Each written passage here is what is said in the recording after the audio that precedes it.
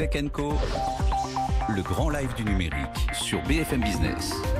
Et donc on en parle effectivement avec François Durper ce soir, avec nous, consultant BFM, historien, spécialiste des États-Unis, auteur aussi récemment de l'histoire mondiale du bonheur ouais. chez Cherche Midi. Avec des parties sur la technologie. Ouais. François, bonsoir. Bonsoir, François Durper, donc pour continuer sur ce qu'évoquait Grégory à l'instant, cette convention, ça y est, un top départ, donc il est officiellement investi, Donald Trump, là pour le coup il n'y avait pas vraiment de suspense, mais on est sur une convention un peu comme les démocrates, là, quasiment virtuelle. Ça se passe depuis Charlotte, on pourrait dire, mais en fait c'est un peu partout, quoi. Oui, c'est une convention virtuelle, un peu comme la convention démocrate en fait. Y a pas, on a vu, il n'y a pas eu de meeting, on ne peut pas ouvrir des portes, on est en plein Covid-19. La différence entre les démocrates et les républicains, c'est que la convention démocrate, elle était à distance, mais c'était assumé. Depuis le départ, en fait, les démocrates avaient fait le pari d'une convention à distance, alors que les républicains, c'est un peu obligatoire, un peu pour eux. Ils ont voulu faire une convention physique, ça n'a pas fonctionné. Et là, Donald Trump, il va devoir cette semaine lutter contre le pessimisme américain, parce que vous avez 75% des Américains, un sondage récent, qui disent que le pays va dans le mauvais sens, avec les 3 claques au rêve américain que sont le Covid-19, 170 000 morts, évidemment le marasme économique et puis la fracture raciale. Bon, dans quel état là il aborde cette convention Trump? Justement, là, vous parlez de sondage. Les enquêtes, ça se passe comment? On dit qu'il n'a pas le choix, il faut qu'il se relance, qu'il faut qu'il aille au-delà de sa base, etc. Oui, alors en fait, c'est intéressant là ce que vous dites, au-delà de sa base, parce qu'on sait à l'heure qu'il est que les républicains vont voter Donald Trump et que les démocrates vont voter Joe Biden. Il reste les indécis. Alors, les indécis, c'est eux qui vont faire l'élection. Comme en 2016 Comme en 2016 Oui, mais en 2016, ils étaient 20%. À moins 3 mois, ils étaient 20%. Là, ils sont moins nombreux. Ils sont à 10%. Mais ils sont tout aussi importants. Il faut rappeler que cette élection, elle s'est jouée sur 77 000 voix réparties sur 3 États. Donc, les indécis, c'est ceux qui sont... Alors, il ne faut pas les confondre avec les indépendants. L'élection de 2016, vous dites, François? Ça s'est joué 77 000 voix moins d'un stade de foot, quand les stades de foot étaient remplis, sur 3 États. Et il a perdu le vote populaire, mais il a gagné avec ses 77 000. Parce qu'il avait 3 millions de voix de moins qu'Hillary Clinton. C'était pas, oui, l'important, c'est le système. Ceux qui connaissent le scrutin américain savent que c'est pas en absolu qu'on gagne, mais c'est gagner en grands électeurs. Les bons électeurs dans les bons États. Et les 3 pions, là, c'était important, il les a gagnés de très peu. Donc on voit l'importance de ces indécis.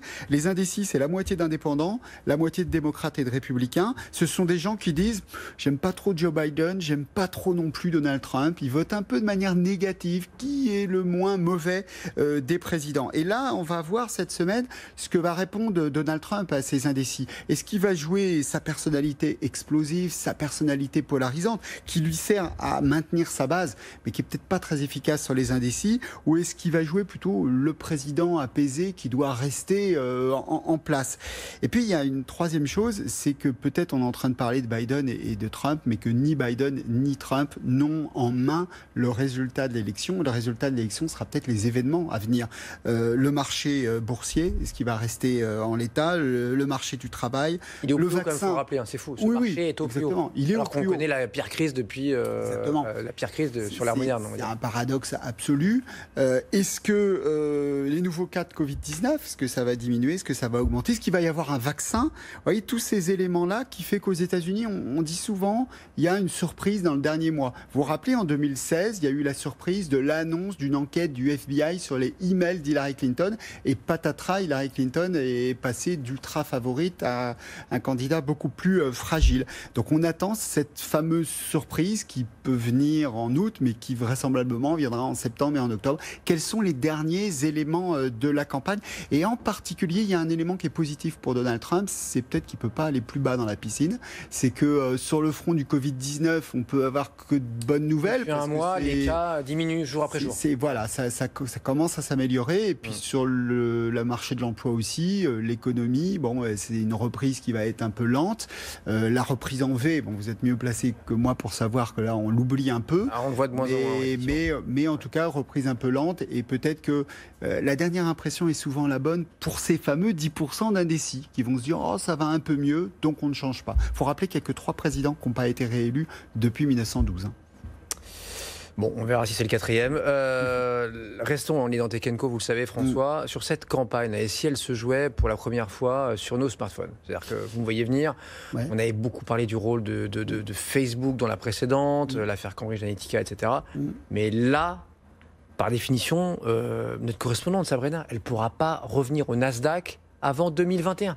Donc novembre, évidemment, voilà, on sait qu'il ne va pas se passer grand-chose d'ici novembre. On va rester dans ce truc un peu confinement, masque, etc. Qu'est-ce que ça peut changer ? Ça change qu'on est peut-être dans une élection 2020 qui est l'équivalent de 1960 pour la télé. 1960, c'était les premiers débats télé avec les premières maquilleuses qui maquillaient Nixon, plutôt Kennedy. Nixon avait refusé de se faire maquiller. Il a perdu le premier débat sur les questions d'image. C'est la télévision. Aujourd'hui, c'est peut-être la première élection vraiment numérique. Et parce que Covid-19, parce que pas de meeting possible, le meeting de Trump a été un fiasco, pas de possibilité d'ouvrir des portes, pas de porte-à-porte évidemment, avec des masques, c'est compliqué, on ne peut pas aller au contact direct des citoyens. Vote à distance, on parle peut-être de 80 millions d'Américains qui voteraient par correspondance. Donc on est, et là il y a un enjeu d'ailleurs, parce que Donald Trump il critique beaucoup le vote par correspondance, or les républicains à 17% disent je suis prêt à aller voter par correspondance. Les démocrates c'est 44%. Il est peut-être en train de jouer contre son camp avec une démobilisation de son propre camp. Et beaucoup d'Américains ne s'informent plus que sur Facebook. Exactement. Facebook, alors évidemment, chacun a son propre réseau en fonction de sa propre tranche d'âge. TikTok pour les uns, Facebook pour les autres. Trump, il aime bien Twitter. Enfin, il aime bien taper aussi sur Twitter, mais c'est un peu je t'aime, moi non plus. Là. C'est un peu le choc des cultures entre Twitter. Twitter, c'est pour lui vraiment son réseau social, celui qui permet de dire moi ça m'intéresse pas le média, le média traditionnel. Moi je m'adresse directement à monsieur. Exactement. Puis de l'autre côté, il se fait dépasser par TikTok, cette jeune génération multiculturelle, très anti-Trump, très anti-sexiste, anti-raciste, qui manifeste, qui a complètement pourri son meeting. Vous vous rappelez de ces jeunes là, de la culture K-pop qui ont vraiment saccagé un peu son premier meeting. Donc TikTok, ça l'embête, mais ce qui l'embête surtout, c'est les TikTokers. C'est cette génération de TikTokers. Alors maintenant, il ne faut pas voir tout le nouveau. Les historiens ont fait attention à dire c'est peut-être pas que nouveau, parce qu'il y aura quand même une deuxième partie de la campagne qui va ressembler à ce qui se passe avant. Et je parle des 3 débats télé qui vont avoir lieu et qui commencent le 29 septembre. Et là, on va avoir quoi ? Donald Trump face à Joe Biden. Alors, ils auront peut-être des masques, mais en tout cas, ils seront face à face, dans un format un peu traditionnel.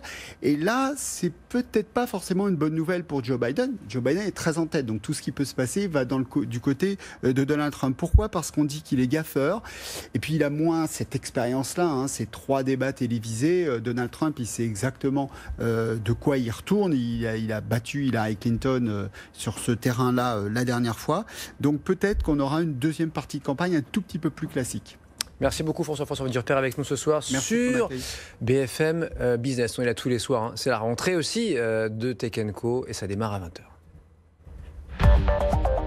Tech & Co, le grand live du numérique sur BFM Business.